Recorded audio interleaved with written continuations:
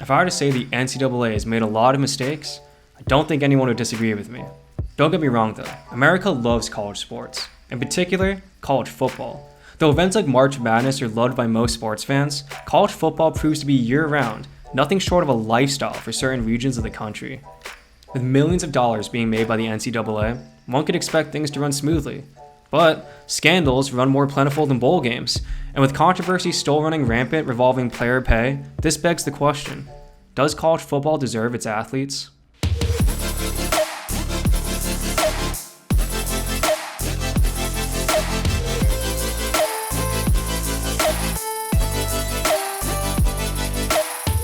To answer this very complicated and nuanced question, we first need to lay out what the NCAA provides for its athletes and what the agreed on terms of play exactly are. The big word for the NCAA is amateurism. In exchange for their participation in a college's program, the athlete receives dorming, food, access to state-of-the-art facilities, and of course, an education. To maintain a level of amateurism, however, colleges are not permitted to pay their athletes. It was only until recently that players could be paid by third-party endorsements, public appearances, and self-started businesses. The agreement seems simple enough on paper, but let's bring in some context. Like any topic as controversial as this one, context really does mean everything. Though the NCAA is technically classified as a non-profit, the sports, including college football, generate over $1 billion for them and the colleges that they oversee. At the highest level of college football, you can see why some of these players would want a piece of that pie. Tell them to bring me my money. Yeah! And coaches of these Power 5 conference teams would love to entice these players with some money so they can provide for their families and just enjoy their college years. The thing is though, a lot of these top prospects are getting paid, just under the table and in the darkness of a corrupt recruitment phase. This is because it just kind of makes sense for these programs. I mean, they want to win and they'll do everything, and if you know college football coaches, I mean everything to do so. And to win, you need to get the best players that you can get. And the fact that the NCAA thinks that this would happen without any money involved is nothing short of naive. Much like baseball and steroids, we all know that the situation is much more severe than what's actually revealed. The hard truth to the NCAA is, though they've caught some players in some programs, the situation is already too far out of hand. And though it sounds nice just to open the door to player contracts and compensation, most know that there's not really an easy way on how to implement this. But simply punishing the teams that are blatant enough to get caught when you know that the new normal paying recruits has been set is neither logical or ethical. I mean, trying to be an enforcer doesn't really do anything when you're fully aware that you're not in control of the situation at all.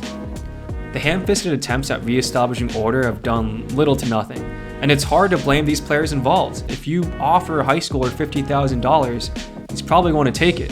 Yet, the NCAA has unapologetically curtailed the careers who have participated in these shady recruitment efforts, or the ones that just want to make some money. There's no denying that an Auburn Cam Newton or an Ohio State Justin Fields makes millions of dollars for their university alone. So if a player like that wanted to sell some memorabilia to, let's say, buy a car, would that be really the end of the world? But this is against the rules, so instead they resort to the under-the-table money. Not to draw a crude comparison, but it's kind of like prohibition. The rules aren't going to stop people from drinking. It's just going to make the means of getting the alcohol more illegal and get people in trouble. Instead of working harder on policy reform to protect athletes from these kinds of bribes, the NCAA would rather just dole out punishments. And even after the SMU death penalty didn't deter colleges from passing out under-the-table benefits, the NCAA hasn't changed its stance on how to combat this issue. And that's what it comes down to, protecting athletes from a deal that they cannot refuse. But is the NCAA really concerned about protecting its players? One can see with the current pandemic season that they really don't. On August 13th, NCAA President Mark Emmert made a statement regarding their role in telling conferences whether or not they can play during a pandemic, in which he said, "We have no authority to do that." Though it's true that they couldn't make some executive order to outright destroy the entire football season in one move, this statement is more or less saying it's not a problem and we don't want to deal with it. This is because they know some conferences will ignore the both obvious and dangerous conditions and play without drastic measures being taken, aka make money.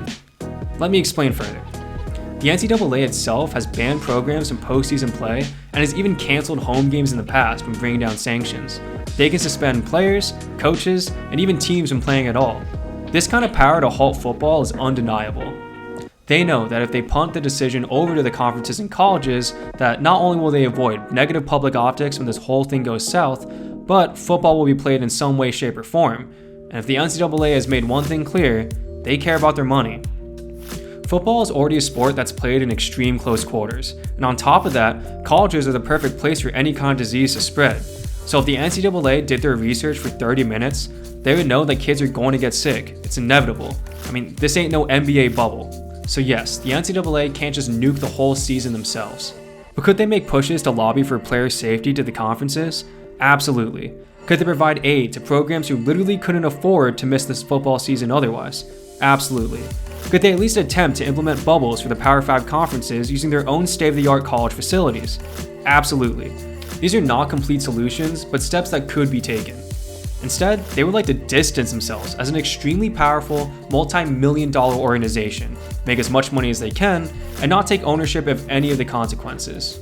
The NCAA saying they can't just tell the conferences not to play is like a parent saying that they can't stop their kid from being spoiled because you just can't tell them to stop being spoiled.